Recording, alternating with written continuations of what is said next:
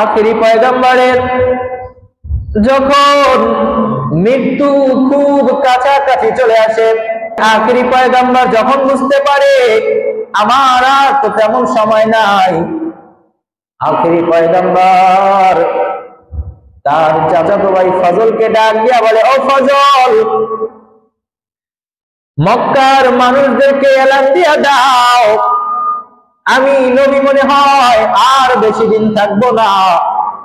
যদি আমার থেকে কারো সাথে কোনো লেনদেন থাকে, আমি সেটা লেনদেন পরিশোধ করে তারপরে দুনিয়া থেকে বিদায় নিতে চাই। ও ফজল, আরো ঘোষণা দিয়া দাও, যদি আমি কারো মনে কোনো কষ্ট দিয়া থাকি, আমি নবী সেটাও দুনিয়ার বুকে মিটা তারপরে দুনিয়া থেকে চলে যেতে চাই। আখেরি পয়গম্বরের কথা মতো ফজল রাদিয়াল্লাহু তাআলা ঘোষণা দিয়া দেয়। একে কোথায় আখেরি পয়গম্বরের কাছে কে কি পাওনা আছো, আখেরি পয়গম্বরের সাথে কার কি লেনদেন, সব দুনিয়ার বুকে মিটা যাইতে চায়। এক ব্যক্তি দাঁড়া যায়, ইয়া রাসূলুল্লাহ, ইয়া হাবিবাল্লাহ, আমি আপনার কাছে 3 দিরহাম পাই। বলে, ও ভাই, তুমি কিসের 3 দিরহাম পাও, আমাকে যদি একটু বুঝিয়ে বলো।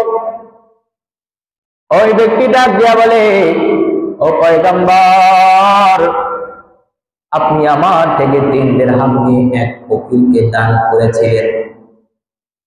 আখেরি পয়গম্বর ফজল রাদিয়াল্লাহু তাআলা আনহুকে বলে, ও ফজল, তার 3 দিরহাম তাকে পরিশোধ করে দাও, কারণ আমি নবী কারো পাওনা দেনা নিয়া ওই কবরে যাইতে চাই না, এবং কাল হাসরের ময়দানে কারো ঋণ নিয়া উঠতে চাই না। আর আমরা তো কারোটা মাইরে খাইতে পারলি মনে হয় যে সে সমাজের সবচেয়ে ভালো শিক্ষিত ভদ্র মানুষ, তার উপরে আর কেউ নাই, নিজেও মনে করি।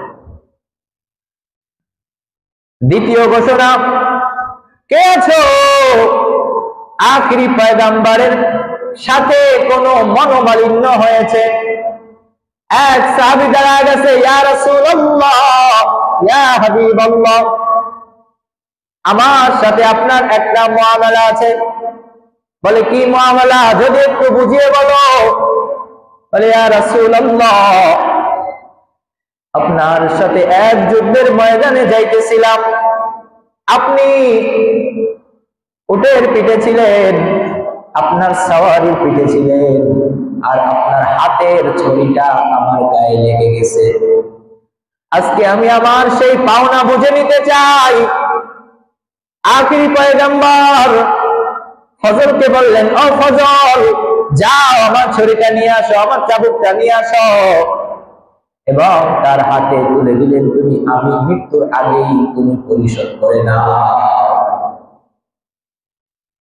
সাইয়েদনা হযরত ফাতেমা রাদিয়াল্লাহু তাআলা আনহা হাসান হুসাইনকে পাঠা দেয়, ও হাসান হুসাইন রে, যাও তোমার নানার গায়ে যাতে কেউ একটা প্রতিশোধের আঘাত না করতে পারে, তোমরা গিয়া সামনে পিঠ পেতে দাও। আবু বকর, ওমর, ওসমান আলী দাঁড়ায় গেছে, সাহাবীরে, তুমি আঘাত আমাদের উপরে করো, কিন্তু আখেরি নবীর উপরে তুমি কোনো আঘাত করিও না। আখেরি পয়গম্বর বলেন, ও সাহাবী, আমি দুনিয়ায় থাকতে থাকতে তুমি আঘাতটা করে নাও। সাহাবী ডাক দিয়া বলে, ও পয়গম্বর, আপনি যখন আমার উপর আঘাত করেছেন তখন আমি খালি গায়ে ছিলাম। আখেরি পয়গম্বর নিজে তার জামা শরীর থেকে খুলে ফেলে আর বলে, ও সাহাবী, আঘাত করে নাও। আর ওই সাহাবী হাত থেকে লাঠিটা ফেলে দিয়ে আখেরি পয়গম্বরকে পিছন থেকে জড়িয়ে ধরে এবং তার মাহরে নবুয়তে একটা চুমু খায়। আর ডাক দিয়া বলে, ও পয়গম্বর, আমি তো কোনো প্রতিশোধ নেওয়ার জন্য আসি নাই, আমি আজকে এসেছিলাম দুনিয়ার বুকে যা করেছি, আমল যা করতে পেরেছি আর নাই পেরেছি, অন্তত আপনার শরীর মোবারকের সাথে আমি আমার শরীরটা লাগাইলাম আর মাহরে নবুয়তে চুমু খাইলাম, যাতে কাল কিয়ামতের ময়দানে এটা আমার নাজাতের জরিয়া হয়ে যায়।